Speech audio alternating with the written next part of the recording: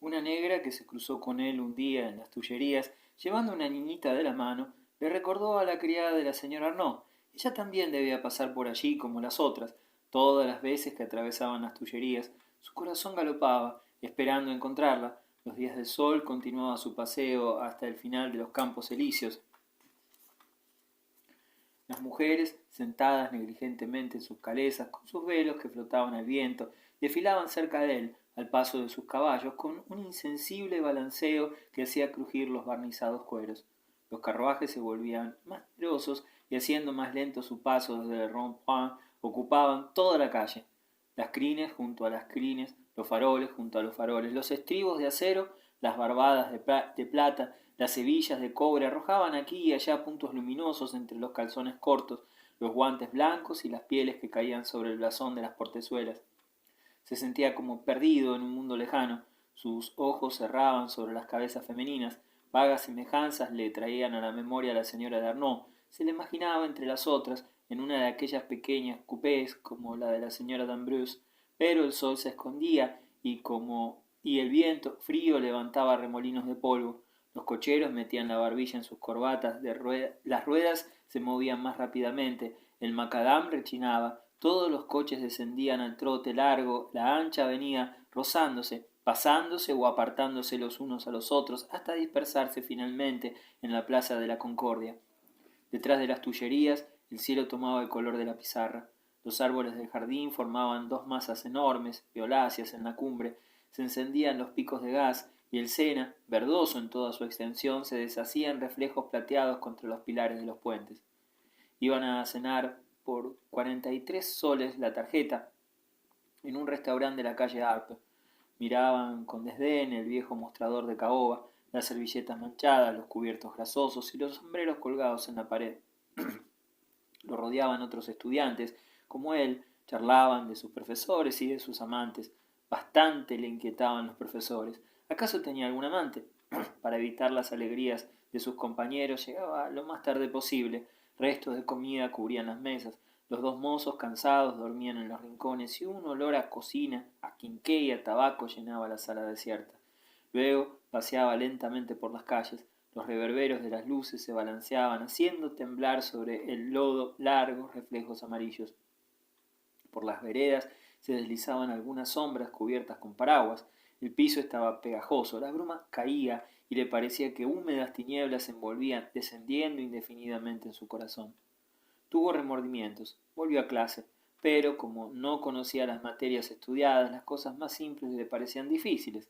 Comenzó a escribir una novela, a la que tituló Silvio, el hijo del pescador. Sucedía en Venecia, el héroe era él mismo, la heroína la señora Arnaud.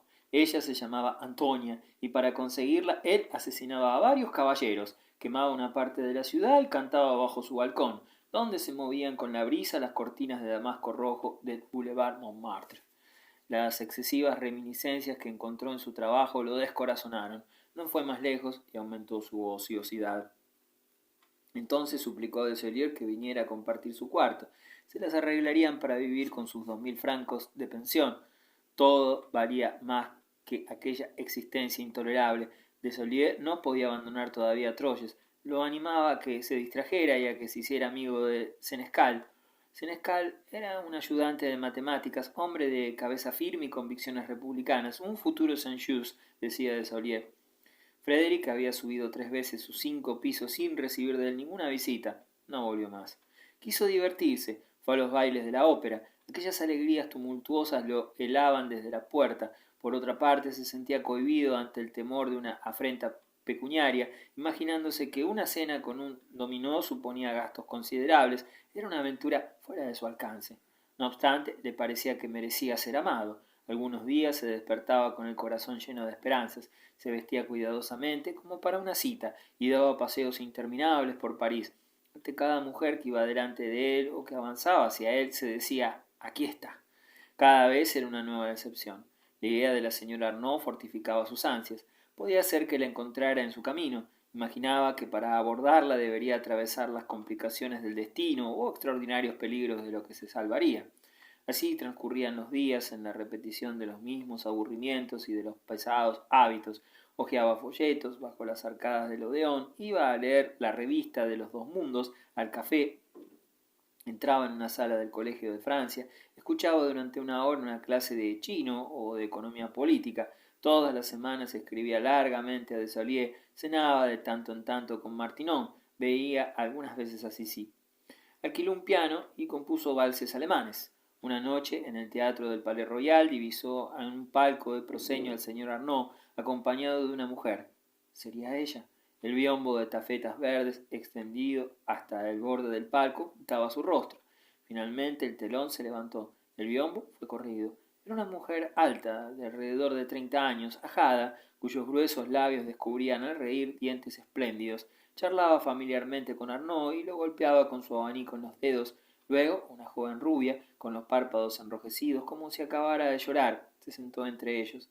Arnaud permaneció medio inclinado sobre su hombro, hablándole, mientras ella escuchaba sin contestar. Frédéric trataba de descubrir la condición de aquellas mujeres modestamente vestidas de oscuro y cuellos bajos. Al terminar el espectáculo, se precipitó en los corredores. La multitud lo llenaba. Delante de él, Arnaud bajaba la escalera muy despacio, dando el brazo a las dos mujeres. De pronto un golpe de luz lo iluminó. Tenía una gasa negra en el sombrero. ¿Acaso ella habría muerto? Esta idea atormentó tanto a Frédéric que al día siguiente corrió al arte industrial y, pagando rápidamente por uno de los grabados expuestos sobre el mostrador, preguntó al empleado cómo se encontraba el señor Arnaud. El empleado contestó: pues muy bien. Frédéric añadió palideciendo: ¿y la señora? La señora también. Frédéric olvidó llevarse su grabado. Terminó el invierno. Estuvo menos triste durante la primavera, preparó sus exámenes y, como sus resultados fueron mediocres, partió de inmediato a Nogent. No fue a Troyes a visitar a su amigo para evitar los comentarios de su madre. Al volver abandonó su alojamiento, tomó 2 habitaciones en la explanada de Napoleón y las amuebló. La esperanza de una invitación de los D'Ambreusse no lo abandonaba, pero su gran pasión por la señora Arnaud comenzaba a extinguirse. 4. Una mañana del mes de diciembre, al volver a los cursos de procedimientos, creyó notar en la calle de Saint-Jacques más animación que de costumbre. Los estudiantes salían con precipitación de los cafés y se llamaban por las ventanas abiertas de una casa a otra. Los tenderos en medio de las aceras miraban con aire inquieto. Los postigos se cerraban y cuando llegó a la calle Soufflot pudo ver una gran cantidad de gente alrededor del panteón. Algunos jóvenes, en grupos desiguales de 5 a 12, se paseaban tomados del brazo y se reunían con los grupos más numerosos parados aquí y allá. Al fondo de la plaza, contra las reglas, hombres de blusa peroraban mientras que los guardias municipales, con el tricornio sobre la oreja y las manos tras la espalda, deambulaban de un lado a otro, arrimados a las paredes, haciendo sonar las losas bajo sus fuertes botas. Todos tenían un aire misterioso, como aturdido, evidentemente esperaban algo. Cada uno tenía a flor de labios una interrogación. Frédéric se encontraba cerca de un joven rubio y de agradable figura, que llevaba bigotes y perilla como un refinado de tiempos de Luis XIII. Le preguntó la razón de aquel desorden. No sé nada, contestó el otro, ni ellos tampoco. Es la moda actual. Vaya farsa. Y soltó una carcajada. Las peticiones para la reforma que se hacían firmar en la Guardia Nacional junto con el empadronamiento y otros sucesos provocaban en París desde hacía 6 meses inexplicables tumultos, y estos ocurrían tan a menudo que ni los periódicos hablaban ya de ellos. Esto no tiene gracia ni color, continuó el vecino de Frédéric. Yo creo que hemos degenerado. En la buena época de Luis XI, según Benjamín Constant, había más rebeldía entre los estudiantes. A estos de hoy los encuentro tan pacíficos como a los corderos y tan tontos como pepinos, solo buenos para ser tenderos. Dios mío, y esto es lo que llaman la juventud de los estudiantes. Abrió los brazos como Frédéric Lemaitre en Robert Macaire. Juventud de los estudiantes, yo te bendigo. Enseguida apostrofó a un andrajoso que removía unos caparazones de ostras apoyados en el trizo de piedra de una taberna. También tú formas parte de los estudiantes. El viejo levantó un rostro horrible en el que se distinguía entre la barba gris una nariz roja y 2 ojos estúpidos y vinosos. No, tú me pareces más bien uno de esos hombres de aspecto patibulario que siembran el oro a manos llenas entre los diferentes grupos. Siembra, patriarca, siembra. Corrómpeme con los tesoros de Albion. ¿Are you English? Yo no conozco los regalos de Artajerjes. Hablemos un poco de la unión aduanera. Frederick sintió que le tocaban el hombro y se dio vuelta. Era Martinón, prodigiosamente pálido. Bien, dijo, lanzando un gran suspiro, otra vez un motín. Temía haberse comprometido, se lamentaba, lo inquietaban sobre todo los hombres de blusa, como pertenecían a sociedades secretas. ¿Acaso existen las sociedades secretas? Dijo el joven de bigotes. Es una vieja treta del gobierno para asustar a los burgueses. Martinón le rogó que hablara más bajo, por temor a la policía. ¿Usted cree todavía en la policía? Al fin de cuentas, ¿cómo sabe que yo mismo no soy policía? Y lo miró de un modo tal que Martinón, sorprendido, no alcanzó a comprender la broma. La multitud los empujó y se vieron obligados a avanzar, subiendo la escalerilla que por un corredor conducía al anfiteatro. La muchedumbre se abrió de pronto. Algunas cabezas se descubrieron, saludando al ilustre profesor Samuel Rondelot, que, envuelto en su grueso levitón, levantado en el aire sus gafas plateadas y soplando a causa de su asma, avanzaba con paso tranquilo hacia su clase. Aquel hombre era una de las glorias jurídicas del siglo XIX, el rival de los Laguerre y de los Gaulle. Su reciente designación como par de Francia no había modificado en nada sus maneras. Se sabía que era pobre y un gran respeto lo rodeaba. Desde el fondo de la plaza algunos gritaron: «¡Abajo Guizot! ¡Abajo Guillard! ¡Abajo los vendidos! ¡Abajo Luis Felipe!». La multitud osciló y, estrechándose contra la puerta del patio, que estaba cerrada, impidió avanzar al profesor. Se detuvo éste ante la escalera.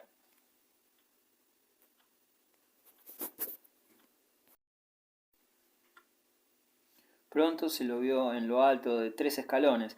Habló. Un murmullo cubrió su voz. Aunque hasta ese momento lo hubieran querido, lo odiaban. Ahora pues representaba la autoridad. Cada vez que intentaba hacerse oír, resurgían los gritos. Hizo un gran gesto para invitar a los estudiantes a seguirlo. Un griterío generalizado le respondió. Encogió los hombros desdeñosamente y se internó por el corredor. Martinón había aprovechado su lugar para desaparecer al mismo tiempo. «¡Qué cobarde!», dijo Frederick. «Es prudente», contestó el otro. La muchedumbre estalló en aplausos. La retirada del profesor se convertía en su victoria. En todas las ventanas había curiosos. Algunos entonaron la marsellesa, otros propusieron ir a casa de Beranger. «A lo de Lafitte, a lo de Chateaubriand, a lo de Voltaire». Las guardias trataban de hacer circular a la gente lo más amablemente que podían. «Márchesen, señores, retírense, por favor». Alguien gritó: «¡Abajo los matarifes!». Era una injuria usual desde los desórdenes del mes de septiembre. Todos la repitieron, gritaban y silbaban a los guardias del orden público, que comenzaban a palidecer. Uno de ellos no resistió más y, viendo un jovencito que se le acercaba demasiado, riéndose en sus narices, lo rechazó tan rudamente que lo hizo caer 5 pasos más allá, sobre su espalda, ante la tienda de un comerciante de vinos. Todos se apartaron, pero en ese mismo instante el guardia rodó sobre sí mismo, aplastado por una especie de Hércules, cuya cabellera, como un manojo de estopa, desbordaba por debajo de una gorra de hule.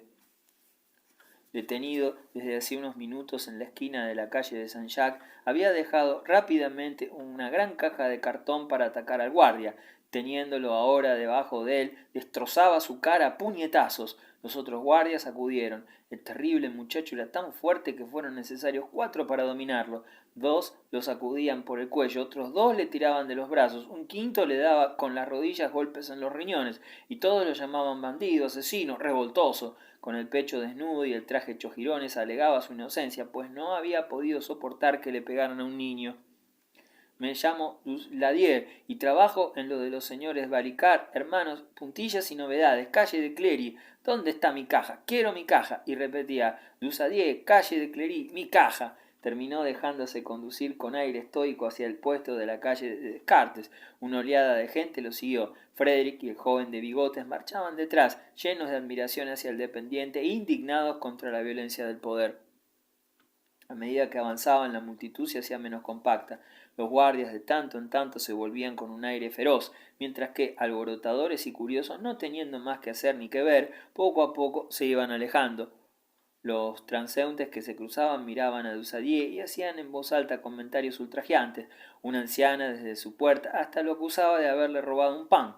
Esta injusticia aumentó la irritación de los 2 amigos. Finalmente llegaron al puesto de guardia. Los seguidores no eran más que una veintena. La presencia de los soldados bastó para dispersarlos.